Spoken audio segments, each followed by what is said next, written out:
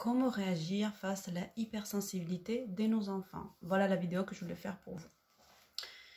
Avec les événements actuels, il y a beaucoup d'enfants qui vont avoir une sensibilité différente. Ce n'est pas parce que votre enfant il est sensible qu'il est débile, qu'il est stupide, qu'il est moins doué, moins fort, moins solide, moins guerrier.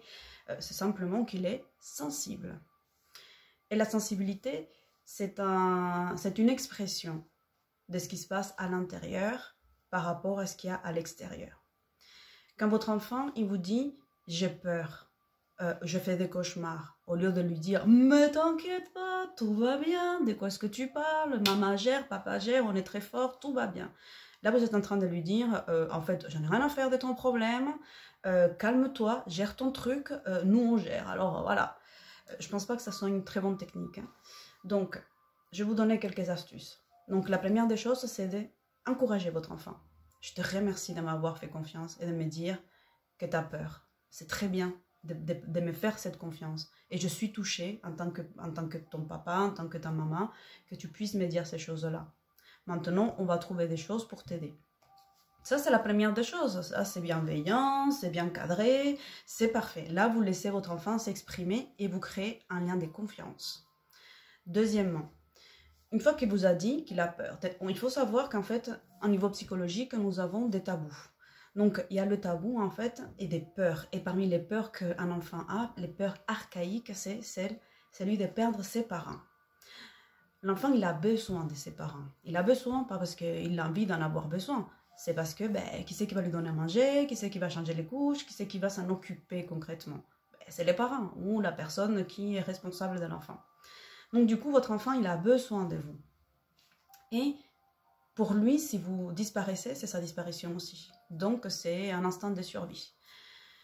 Quand un enfant il vous dit qu'il a peur, demandez déjà de quoi est-ce qu'il a peur. Ensuite, vous le rassurez, vous le remerciez de vous avoir fait part de ses confidences. Et il y a des techniques aussi pour l'aider à dépasser ses peurs. Donc, la première, c'est de lui expliquer que, déjà de le rassurer par rapport à la peur. Ensuite, vous pouvez lui dire, on va écrire en fait de quoi est-ce que tu as peur. Donc, vous prenez une feuille, vous écrivez la peur. Ou l'enfant, vous lui dites, s'il sait déjà écrire, je te laisse une feuille, un stylo et tu vas écrire tout ce qui te fait peur actuellement. Et ça sera ton secret, sauf si tu as envie qu'on le lise ensemble. Donc ça, c'est la première des choses. Ensuite, s'il ne sait pas écrire, vous pouvez lui dire, tu peux me dicter et j'écris. Hein, je fais juste ta secrétaire ou le secrétaire, voilà, je te note. Je note ce que tu me dis. Et ensuite, vous allez avec lui, avec l'enfant, vous prenez cette feuille et vous lui dites, on va la brûler. Et quand on va la brûler, tu vas imaginer que le feu qui s'en va, toute cette fumée, mais ta peur, elle est pareille, elle disparaît comme la fumée et comme la feuille. Voilà, donc ça c'est une technique très intéressante et très visuelle. L'enfant, pour lui, ça va lui parler. Et vous lui accordez du temps, de l'intérêt. La deuxième technique, ça peut être tout simplement dessiner. On va dessiner ta peur et ensuite on va la déchirer et voilà, et on va la mettre dans les toilettes, on tire la chasse et c'est fini, il n'y a plus de peur, tout va bien, c'est parti, parce qu'on ne va pas garder ces peurs-là, on va garder des choses positives. Voilà, donc ça c'est la deuxième technique. Ensuite, concrètement, qu'est-ce que vous pouvez faire? Si votre enfant il fait des cauchemars, donc moi je vous conseille d'avoir un diffuseur d'huile essentielle. Vous pouvez diffuser de l'huile essentielle de lavande, d'eucalyptus, 30 minutes avant que votre enfant aille se coucher. Vous lancez le diffuseur d'huile essentielle et ensuite vous allez avec lui. Vous préparez dans votre main un petit peu d'huile avec de l'huile essentielle d'orange douce et vous lui massez le ventre dans l'essence de l'aiguille d'une montre. Ça va lui faire du bien, ça va détendre, l'enfant il va passer un moment agréable avec vous. Et peut-être aussi qu'il aura envie de vous le faire. Vous dites, maman, mais moi aussi, ou papa, j'ai envie de te masser ton ventre. Mais d'accord, super, on partage un moment, c'est génial. Tu vas m'imbiber mon ventre d'huile, youpi. Mais c'est pas grave, l'enfant, il a envie de partager des choses avec vous. Donc ça. Ensuite, vous pouvez aussi, si l'enfant ne veut pas qu'on lui touche son ventre, parce que ça dépend, vous pouvez lui masser les pieds. Donc là, comme ça, l'enfant, il va être bien.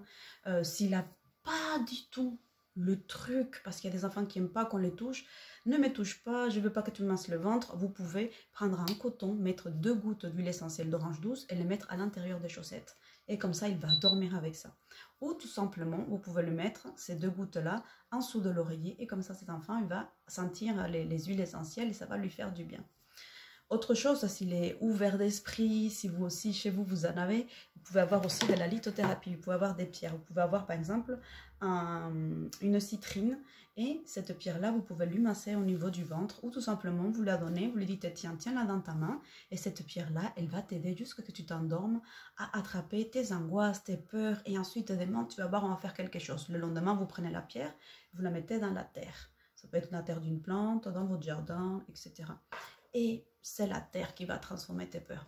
Voilà les petits conseils que je voulais partager avec vous pour aider votre enfant à canaliser cette sensibilité et ces cadeaux qu'il vous fait. Donc, ne décevez pas votre enfant. Soyez à l'écoute, encourage-le. Voilà ce que j'avais à vous transmettre. Merci beaucoup. J'espère que ça vous a plu. À bientôt. Ciao, ciao.